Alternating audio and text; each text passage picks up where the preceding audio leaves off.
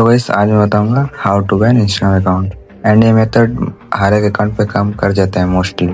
अगर काम नहीं करता है तो मैं वीडियो के एंड में बता दूंगा कि तुम्हें क्या करना है।